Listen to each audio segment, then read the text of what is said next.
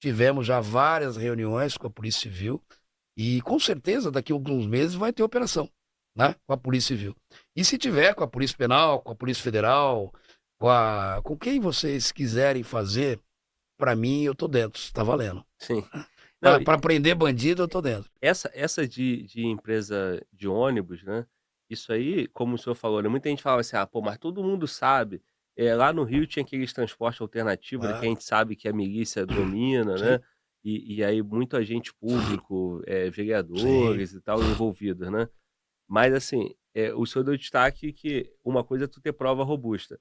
E essa prova robusta é fruto de 2 anos de investigação. Advindo da Operação Sharks. Pois Foi é. lá que nós obtemos a prova. Então, ó quanto tempo de trabalho, né. E quando a gente vê a notícia, parece que Foi fácil. foi uma semana ali e fez, né. Então, a gente como população, a gente fica às vezes um pouco, desesperançoso, né, sem muita crença, porque acha que, pô, os caras estão nadando de braçada e nada está sendo feito. Sim. Então, é interessante esse relato que, pô, são 2 anos de trabalho e os caras estão atuando já há décadas, né. Quando você fala isso, eu acredito muito no poder da mídia, portanto, o teu canal é importante por conta disso também, né. Você não fala só para o público das forças de segurança, tem muita gente que não é das forças de segurança e te A acompanha, maioria. né, e acompanha teu canal, mas se interessa pelo assunto. E eu sou um grande defensor de usar a mídia, inclusive a nosso favor, não é de criar história, inventar história, pelo contrário. De poder informar a população. Eu preciso informar, eu recebo, dos cofres públicos. E eu preciso prestar contas disso. Então, para você ter uma ideia, eu vou só para te dar um exemplo. Você falou: às vezes a gente não sabe que demorou tanto. A primeira entrevista que eu dei, Glauber, eu sei que se você der um Google no meu nome, vai aparecer um monte de entrevista. Você falou: "Ó, começou a seu programa", falou: "Ó, eu já vi o doutor Lincoln em várias entrevistas, hoje ele está aqui comigo". Eu até 2016, que foi quando você estava aí, chegando lá na PFBRA, eu nunca havia dado uma entrevista na minha vida a respeito de PCC. Ninguém nem sabia quem eu era, só que eu já trabalhava desde 2004. Eu já estava jurado de morte. Por que que eu dei a primeira entrevista em 2016? Porque o Ministério Público me pediu, era uma comemoração de 10 anos dos ataques de 2006 e a manchete do maior jornal desse estado era 10 anos de ataque e nada foi feito pelo Estado. E é mentira. Só eu tinha mais de 2.000 prisões, minha equipe, né? Não digo eu, mas prisões decorrentes de investigações nossas. E de gente de peso, né? E isolamento em RDD, depois, né, isolamento na federal, enfim, sequestro. A gente precisava mostrar. E o procurador me pediu. Em 2016 eu dei a primeira entrevista, mas já estava jurado de morte. A denúncia que eu ofereci em 2013, que eu mencionei aqui para você, que é a maior investigação da história do Ministério Público, foi matéria de 4 páginas do Estadão, inclusive de capa. E eu sequer apareci numa entrevista. Não tem lá falando que fui eu que fiz a denúncia. Fui eu que fiz. Levei 6 meses. A denúncia tem 860 páginas, Glauco. O processo tinha 49.000 páginas, né? Então muita coisa foi feita. A gente precisa informar vocês, informar a população.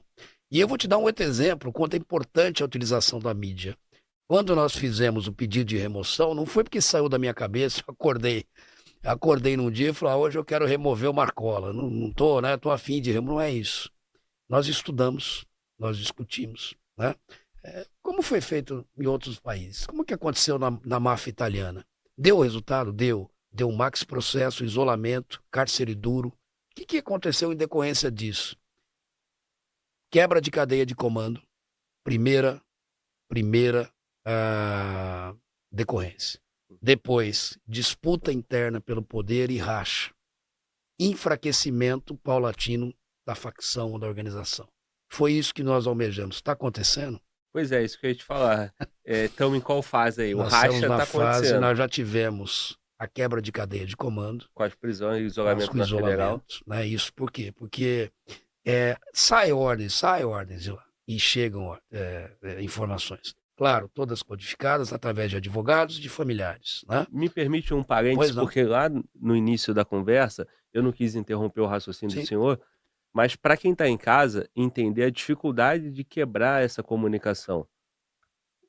Um gravata, um advogado conversando com o seu cliente, usando termos como STJ e STF, não é muito natural da atividade jurídica Claro. dele? Aí, até você quebrar, eh eh, descodificar isso, né, e Entendeu que era aquilo, que era um iniciar uma código e não investigação. um processo. Então, assim, porque a população também entende que sempre porque o nosso país tem pouca credibilidade, né, os agentes Exatamente. públicos, a classe política tem baixíssima credibilidade, fruto de toda a sacanagem que é feita nesse país, né. Então acha que é sempre uma facilitação né, De mas maneira não, é nenhuma. muito difícil, a legislação permite, um acesso, né, do preso, que eles usam, né, mais profissionais ali, usando a carteirinha da ordem, e aí é muito difícil. Com Então, por certeza. favor, fale, pode continuar. É, e isso aí é bom. Eu até hoje dei uma entrevista e um repórter perguntou para mim, falou: "Doutor, mas então, com tudo isso que vocês fazem, né, não seria mais fácil cortar essa comunicação, porque tudo vem dos presídios, não é?" Eu falei: "Não, não vem dos presídios, né, o senhor está enganado. Eu vou te explicar por quê. A organização hoje ela está tão estruturada, os setores estão tão, bem, solidificados, eu digo que é uma engrenagem muito bem, azeitada, né. Eh, o Marcola, ele nunca se preocupou em saber quanto que está vendendo de cocaína aqui nas biqueiras, isso não era o trabalho dele, ele era o CEO da empresa, né. O Soriano, o Cego, o Abel, o Funchal, e outros, pô, isso não é o trabalho deles. Eu estou falando de uma empresa, de uma multinacional do crime. Então, eu brinco assim, né, até quando eu dou aula e faço palestra. Doutor, o senhor não falou que ia isolar, que ia acabar com", eu falei: "Nunca falei que ia acabar com o PCC. Aliás, nem é a minha pretensão. Mas eu vou acabar com essa geração do Marcola, eu prometo para vocês, ou pelo menos eu vou enfraquecê-la". Eu acho que eu não, né, mas, todo o trabalho que está sendo feito por todos nós, tá levando a isso. Eu vou te explicar por quê. Ah, eles têm o direito, por exemplo, já tinham em São Paulo e tem no sistema federal. O que não tem no sistema federal é visita íntima hoje, a partir aproveitou a pandemia, depois houve a Acho que é a própria lei. morte, né, Não, sim, sim, eu sim, lembro houve a que morte. teve É, uma portaria depois isso. da morte que tirou a visita, então eu tenho o Claro, prazer claro, de não ter visto, claro. visita íntima no Presídio Sim, Federal, porque foi em 2017, mas era exato, frágil. isso. Só depois lá pra frente que conseguiu tirar realmente, dentro do regulamento, né. Salvo aqueles que estavam em RDD, que já não tinham, no regime Isso. disciplinar diferenciado. O que acontece é assim, que as pessoas têm que entender que na Itália é assim, né, o preso, o líder da máfia, ele recebe advogado, ele recebe familiar, não é sempre, mas recebe. E ele vai conseguir passar a ordem codificada, sem nenhuma, negligência ou corrupção do servidor. É muito fácil apontar: "Ó, isso aqui, pô, mas não é só parar", né. Então, na verdade, eles acham assim, né, às vezes, uma parte mal, informada, como a pergunta que me veio hoje: "Olha, não é então, tudo sai dos presídios, não tem um jeito de bloquear?"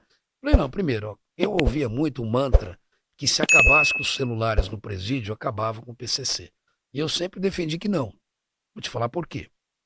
Porque não era só através do celular, né, eu falei: "Vai acabar o celular, vai até atrapalhar um pouco algum tipo de monitoramento ou investigação e vai continuar acontecendo crime, só vai ter um delay".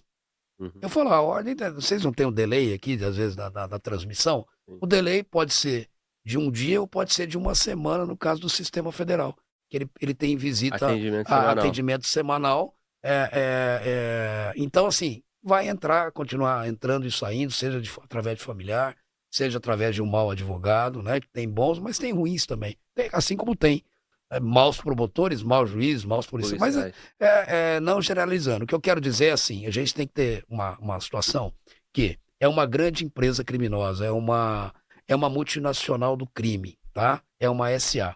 Então, eu costumo brincar assim, né? Eu não vou fazer propaganda, né? Nem merchandise, mas é para todo mundo entender.